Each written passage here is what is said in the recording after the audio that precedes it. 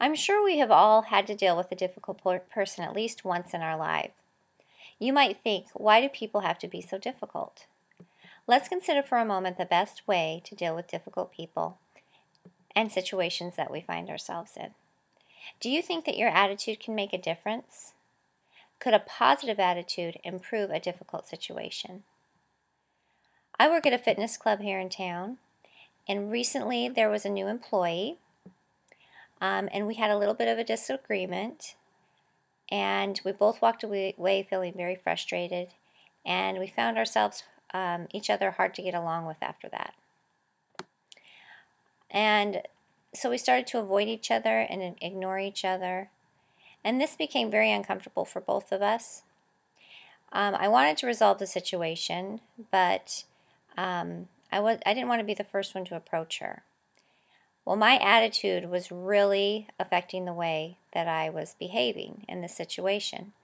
So after a while, I could see that I was going to have to be the one to change my attitude and resolve the problem that I was having with my coworker. Some thoughts that I had were, what could I do to help improve the situation? If I changed my attitude, would it improve the situation? How could changing my attitude make a big difference? Or would it make a big difference?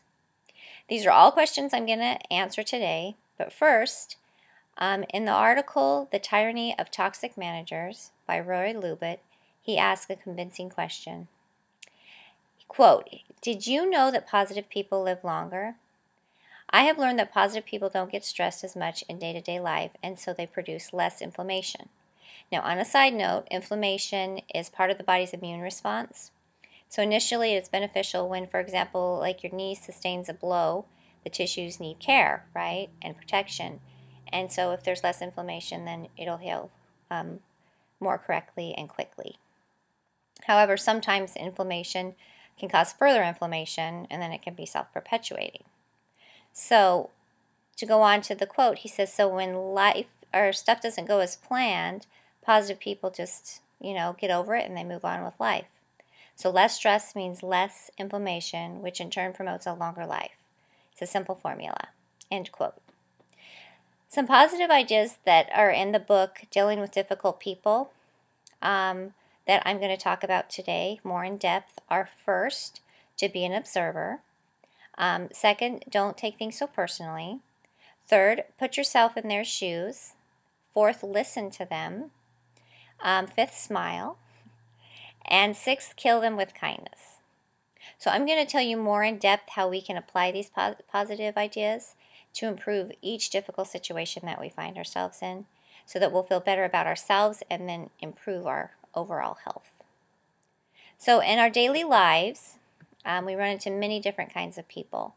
Some we may know really well, some we might be acquaintances, and others we might not know at all.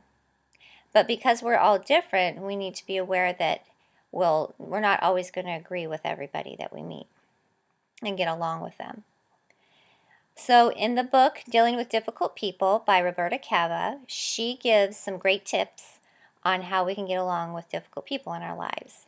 And I gave you the list, and so now we're going to go in more detail about the list that I gave you. First was listen.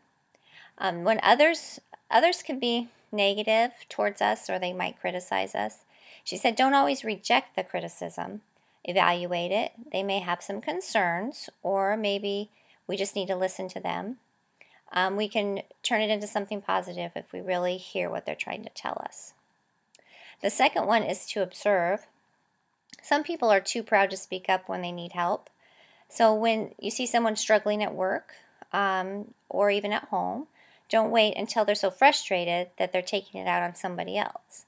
So you can approach them and ask them if they need help or if they have any questions, and you can help them with whatever they need help with. The next one is don't take things personally. I get frustrated. We all get frustrated. So sometimes, and we just need to get rid of that frustration. Sometimes we need to vent it off. Well, when others say things that could be offensive in their frustration, don't take it personally. They more likely just want to get it off their chest. And so I'm sure that we have done something like that in our lives before, where we've said something that we didn't mean because we were frustrated. So don't take things personally. The next one is put yourself in their shoes. Some people are very talkative, overly talkative maybe. I'm sure we've all met somebody like that before. But this sometimes makes it hard to contribute to a conversation. So we can consider maybe what they might be feeling or thinking. Are they, excited about the ideas that they want to share? Or with you, or maybe just interrupting them with a polite, "Hey, these are great ideas," and then you can thank them for sharing them and share some of your own. The next one is smile. So when someone you're around is stressed or is having a bad day, give them a smile. Smiling not only reduces your stress, but reduces the stress of the people around you. In the book, 201 ways to deal with difficult people, it says that smiling is contagious. And then it says attitude is more contagious than the common cold. It's hard to smile and also be thinking about something negative or depressing. So the smile itself can change your mood instantly and other people's mood instantly. Smiling also plays an important role in maintaining and improving your physical and emotional health. And it can also relieve stress that you might be experiencing in your life. So if you're still not convinced, there is evidence that those who smile often live an average of 7 years longer than those who rarely conjure a regular smile. So remember that. The last one is kill them with kindness. It's really hard to be upset with somebody when they're being kind to you. This doesn't mean that you have to, be overly kind. It just means that kindness can spread if you're really sincere. So when you know someone is having a hard day or frustrated about something, make their life easier by doing something nice to help them. Friendly, kind words and actions can change someone's attitude quickly. Charles Swindoll, a positive speaker and an author of many religious books, he said, "The longer I live, the more I realize the impact of attitude on life. Attitude to me is more important than facts. It is more important than the past, than education, than money, than circumstances, than failures, than successes, than what other people think or say or do. It is more important than appearance, giftedness, or skill. It will make or break a company, a church, or a home. The remarkable thing is that we have a choice to make every day regarding the attitude we will embrace for that day. We cannot change our past. We cannot change the fact that people will act in a certain way. We cannot change the inevitable. The only thing we can do is play on the one string we have, and that is of our attitude. So I'm convinced that life is 10% of what happens to me and 90% of how I react to it. And so it is with you. We are to change our attitudes." End quote. So now that we've gone over some important skills that we can use when dealing with difficult people and how our attitudes can make a huge difference, let's start applying these steps to all areas of our life. As we do, in conclusion, I am convinced that we will be more successful when dealing with difficult people in our lives. We will feel healthier and happier and live longer.